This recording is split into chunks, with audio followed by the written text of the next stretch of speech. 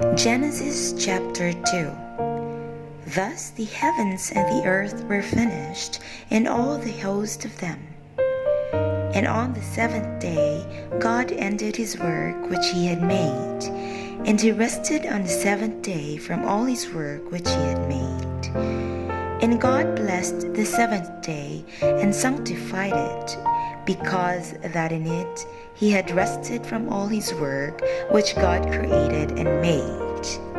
These are the generations of the heavens and the earth when they were created, in the day that the Lord God made the earth and the heavens. And every plant of the field before it was in the earth, and every herb of the field before it grew. For the Lord God had not caused it to rain upon the earth, and there was not a man to till the ground. But there went up a mist from the earth, and watered the whole face of the ground. And the Lord God formed man of the dust of the ground, and breathed into his nostrils the breath of life, and man became a living soul. And the Lord God planted a garden eastward in Eden, and there he put the man whom he had formed.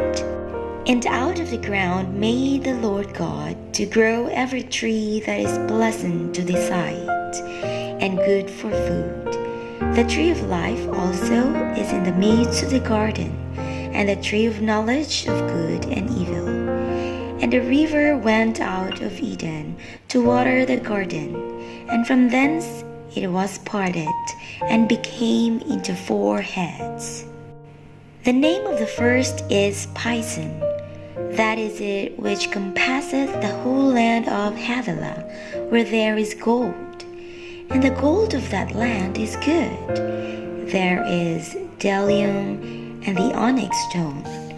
And the name of the second river is Gihon. The same is it that compasseth the whole land of Ethiopia. And the name of the third river is Hiddekel. That is it which goeth toward the east of Assyria. And the fourth river is Euphrates. And the Lord God took the man and put him into the garden of Eden to dress it and to keep it.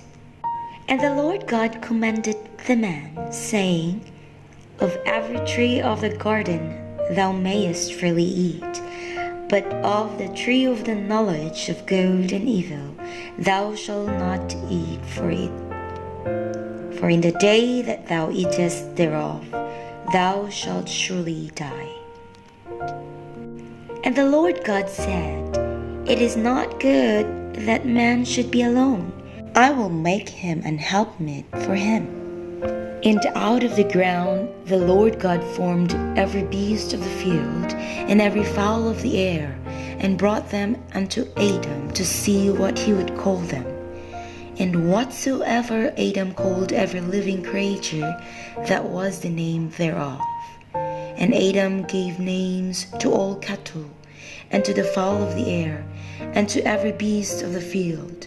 But for Adam there was not found an helpmeet for him. And the Lord God caused a deep sleep to fall upon Adam, and he slept. And he took one of his ribs, and closed up the flesh instead thereof. And the rib which the Lord God had taken from man made he a woman, and brought her unto the man. And Adam said, This is now bone of my bones, and flesh of my flesh. She shall be called woman, because she was taken out of man. Therefore shall a man leave his father and his mother, and shall cleave unto his wife, and they shall be one flesh. And they were both naked, the man and his wife, and were not ashamed.